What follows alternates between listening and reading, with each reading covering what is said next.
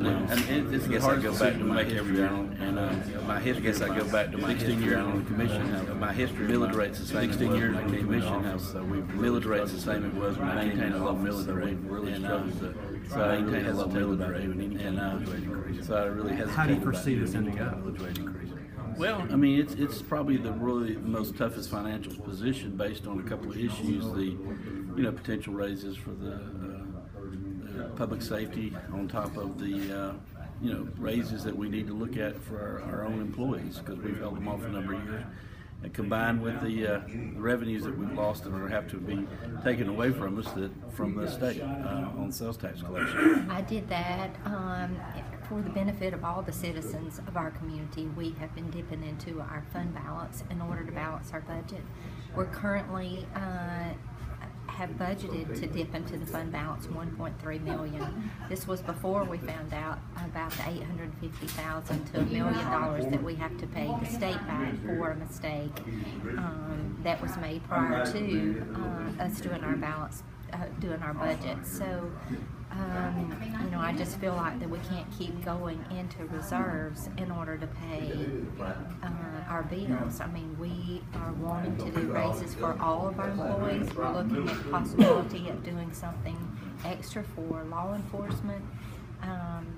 We just have lots of needs, and I just feel strongly that our community wants to keep the same level of services that we currently have or better, and in order to do that, we've got to come up with a funding method. And right now, this is a good way to review this. Now, earlier this week, you're strongly against the energy tax increase, citing business and growth, but the property taxes are going to increase for small business owners as well.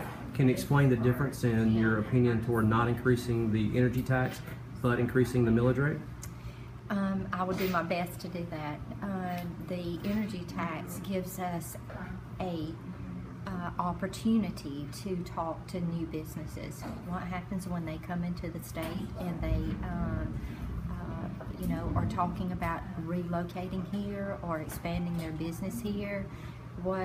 Since we do not have, or we're not located on the interstate like some of our other surrounding areas are, that is our plus. That gets us a look, and if we take that away, then that certainly takes us off that list. And based on what we've heard from our chamber, the Georgia Chamber, Governor Deal, this keeps us a level playing field for those of us who don't have an interstate. Well, one of the things, Tony, with the energy tax was we've got to do something.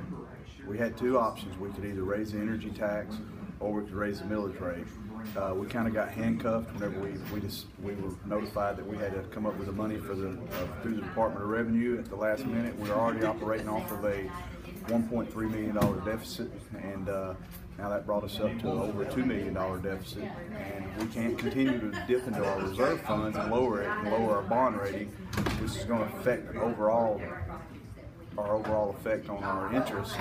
So the issue that I had was, we've got to do something. We can't continue to do nothing and think that this is going to go away. There's not a magic bullet that's going to come out of the sky to fix the problems. I got elected to make tough decisions. Not everybody's going to like the decisions, but whenever I ran for office, I said I would make those tough decisions, and that's what I'm choosing to do, is try to make the tough decisions. And it's not politically motivated at all.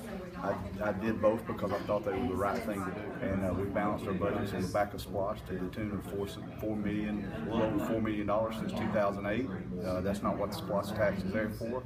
It's not there to balance our budget with. It's our responsibility to be physical enough to make the tough decisions to be able to balance our budget. I think the main reason was I was hoping we could set our ceiling at $500,000, and even at the worst sector, would not have such a devastating impact on the small businessman and our small manufacturer, which is where so many of our new jobs are coming from, being created from, is there. And I think it's going to have a devastating effect if we go to this maximum amount we said that we could.